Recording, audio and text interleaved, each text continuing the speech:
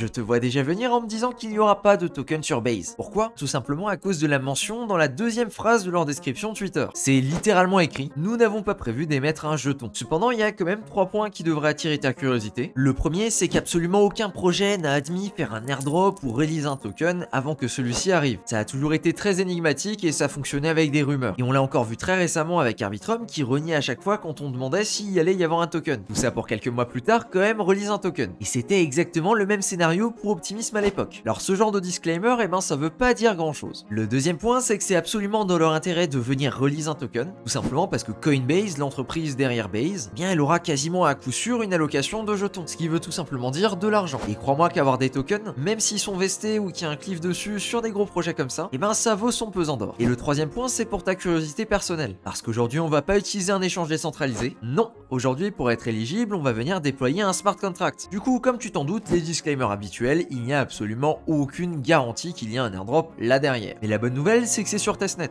Du coup, à part du temps, ça va absolument rien te coûter. Et en plus de ça, à la fin de la vidéo, tu sauras comment ça fonctionne pour déployer un smart contract. Du coup, on est parti, on attaque tout de suite. Dans un premier temps, on va regarder les différentes quêtes qu'il y a de disponibles sur Base. Pour ça, je vais te mettre directement le site en description. Du coup, ici, ce qu'on va faire, c'est qu'on va connecter notre wallet. Alors, rien de particulier à signaler, on va pouvoir aller sur Start Quest. Et là, normalement, tu vas recevoir une notif pour changer de réseau, pour aller sur le réseau Base. Donc, je vais approuver et je vais changer de réseau. Alors, avec les récentes mises à jour de MetaMask, c'est possible que ça ne fonctionne pas directement. Du coup, ce que tu peux faire, c'est aller sur Chainlist, taper Base et tu pourras l'ajouter juste ici. Pour le coup, nous, on va accepter les termes et conditions. Et pour ça, on va venir utiliser un faucet et je vais te mettre le lien en description. Du coup, tu as juste à venir connecter ton MetaMask, à cliquer sur continuer. Et ici, il va te demander de partager un tweet si tu veux en obtenir un petit peu plus. Du coup, c'est ce qu'on va faire. Et je copie-colle le lien de mon tweet directement ici. Et donc, on va taper claim. Là, maintenant, il faudra attendre. Et comme tu le sais, en ce moment, les testnets et les faucets sont plutôt saturés. Alors, si ce faucet là ne fonctionne pas, il y a un autre moyen de faire. Pour ça, on peut utiliser un bridge et je te mettrai également le lien en description. Ça permet de faire passer des Ethereum de test sur le Goerli testnet directement vers Base Goerli. Et pour en obtenir, tu peux venir utiliser le Goerli faucet. Pour ça, c'est rien de particulier, il te faut juste un compte Alchemy et avec ça, tu peux rentrer ton adresse et venir retirer des Ethereum. Et je viens de voir qu'il y a une restriction en plus, maintenant il faut avoir 0,001 Ethereum au minimum sur le mainnet,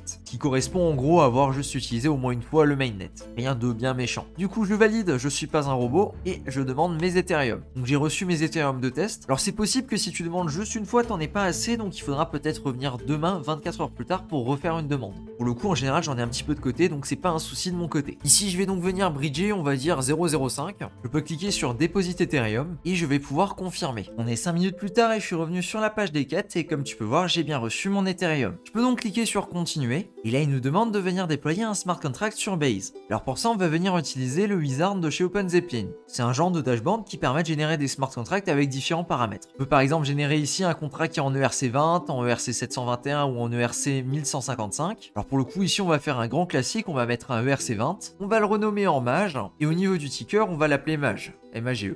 On va mettre une certaine quantité en pré-mint, je sais pas, disons 150. Et on va venir rajouter la fonction mintable. Alors ici, tu peux t'amuser à le modifier un petit peu comme tu veux. Et du coup, maintenant, je vais venir cliquer sur Open in Remix. Et donc, comme tu peux voir ici, mon contrat s'affiche. Alors la première chose que je vais faire déjà, c'est de venir le compiler. Je vais donc aller sur le 4e onglet qui lui permet de déployer. Pour ça, je vais ensuite sélectionner dans l'environnement Injected Provider MetaMask. Je regarde bien que le contrat qui est sélectionné, c'est mon contrat que j'ai appelé Mage. Et je peux cliquer sur déployer. Et là, j'ai mon MetaMask qui va s'ouvrir et il va me proposer une transaction. Je vais donc confirmer. Et hop, on vient de déployer ce smart contract sur Base. Ici, j'ai juste à venir copier son adresse et on va pouvoir retourner sur l'onglet des quêtes pour le coller. J'ai juste à venir cliquer sur Verify Transaction et il me dit qu'effectivement, bien joué, c'est un vrai smart contract. Merci. Je peux donc cliquer sur continuer et maintenant il va me proposer de minter un NFT. Donc je vais cliquer sur Mint NFT et je confirme. Et impeccable, on est tout bon. Comme tu peux voir, on vient de claim le NFT. Il n'y a pas grand chose de plus à faire sur Base pour le moment. Et petit bonus, maintenant tu sais également comment déployer un smart contract. Merci à toi de ton attention sur cette vidéo. Si tu as envie de chasser les airdrops, la playlist airdrop s'affiche directement à l'écran. Sur ce, je te dis à plus pour une prochaine vidéo. Ciao!